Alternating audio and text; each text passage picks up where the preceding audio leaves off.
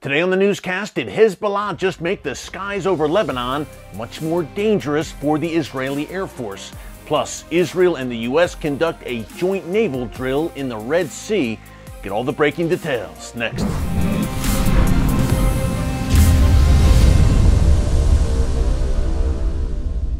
Hey folks, Erick Stakelbeck here. Welcome to the Watchman Newscast. We want to get into that growing Hezbollah threat to the Israeli Air Force in a moment. Before we do, just a quick update on that terror wave that we told you about last week here on the newscast. Israeli Prime Minister Naftali Bennett said today that in the past few days, Israeli security services have foiled at least 15 terror attacks on Israeli soil. Now, this news, of course, follows that terror wave last week. Some 11 Israelis were killed in 3 separate terror attacks. 2 were ISIS-inspired attacks. The other was carried out by a Palestinian who entered Israel illegally, but 11 people killed. Israel on high alert during this Ramadan month. Remember, the Muslim holiday Ramadan kicked off on Friday, April 1st, and Israeli security services are being preemptive here and going to the root of the problem. They have rounded up dozens of suspected terrorists over the past few days, also eliminated some Islamic Jihad, Palestinian Islamic Jihad terrorists over the weekend. Palestinian Islamic Jihad, of course, is an Iranian proxy.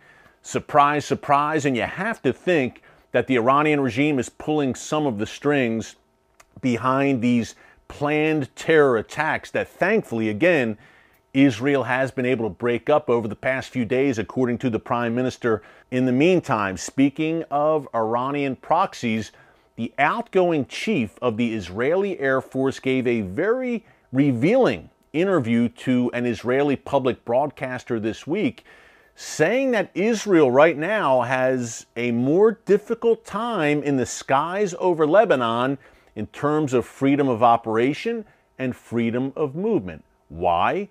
Because Hezbollah has improved its capabilities. Now, a few things to remember here. Number one, Israeli drones and the Israeli Air Force regularly conduct surveillance over the skies of Lebanon. Why?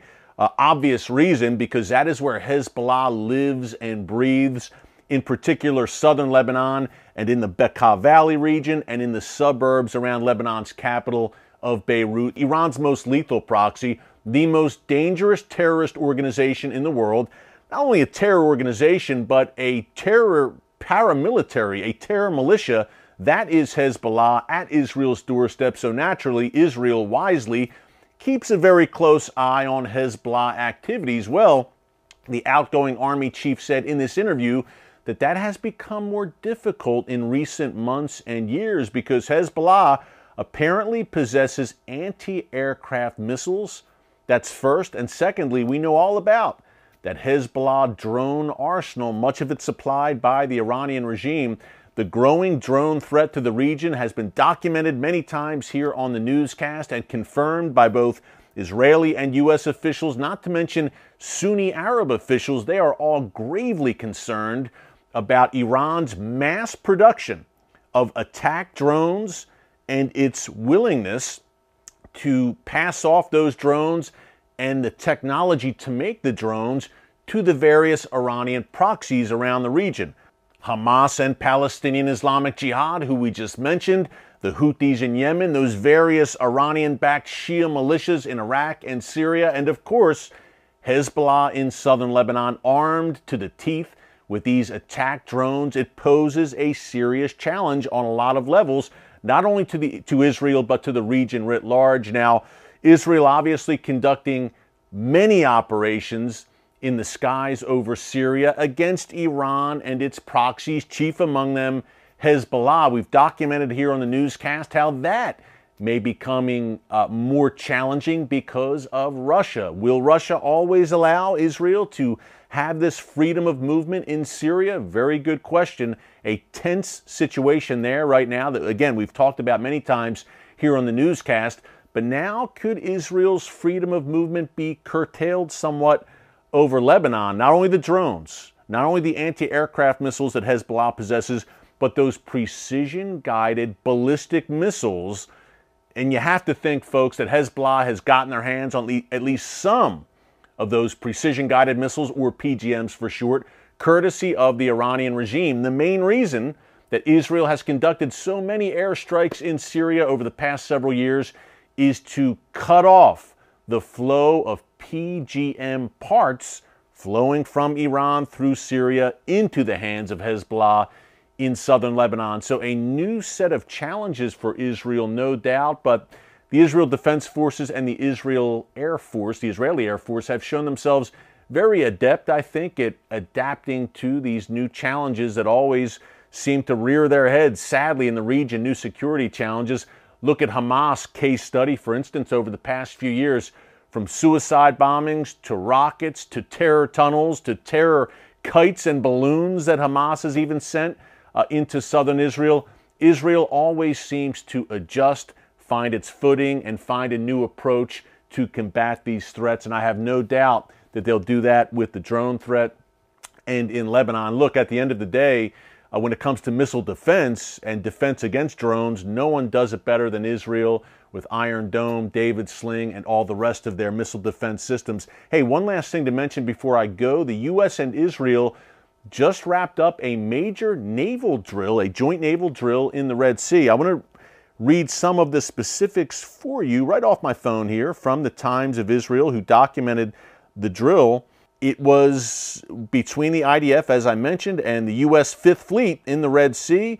Quote from the Times of Israel here: with some 300 soldiers and commanders from each country, the exercise, dubbed Intrinsic Defender, began last Sunday and was the largest between the Israeli Navy and the U.S. Fifth Fleet in recent years, according to the IDF.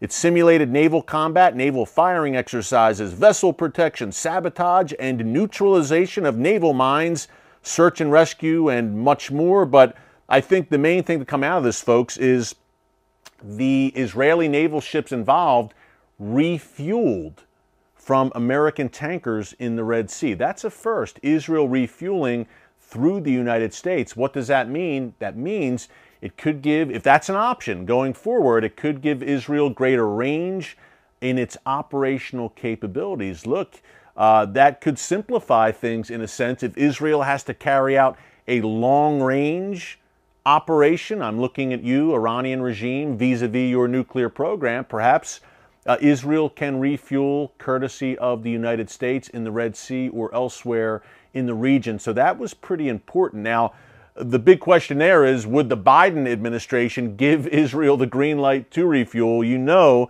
that the Biden White House would be adamantly opposed to any Israeli strike against Iran's nuclear weapons program. So that remains to be seen, but definitely newsworthy and noteworthy that this drill went down in the Red Sea between Israel and the U.S. Hey, the Middle East never sleeps, as you can tell and as you know if you watch a newscast every day right here on YouTube. And the great thing about it is the God of Israel neither slumbers nor sleeps. So we'll continue to keep a close eye on all of this. Thanks so much for joining us today here on the newscast. Until tomorrow, God bless you. And remember, never hold your peace. Hey everyone, thanks for checking out the Watchman Newscast. If you enjoyed this episode and want to see more, make sure you go ahead and hit the like button, click subscribe, and tap the bell icon to turn on notifications for new Watchman Newscast episodes every weekday.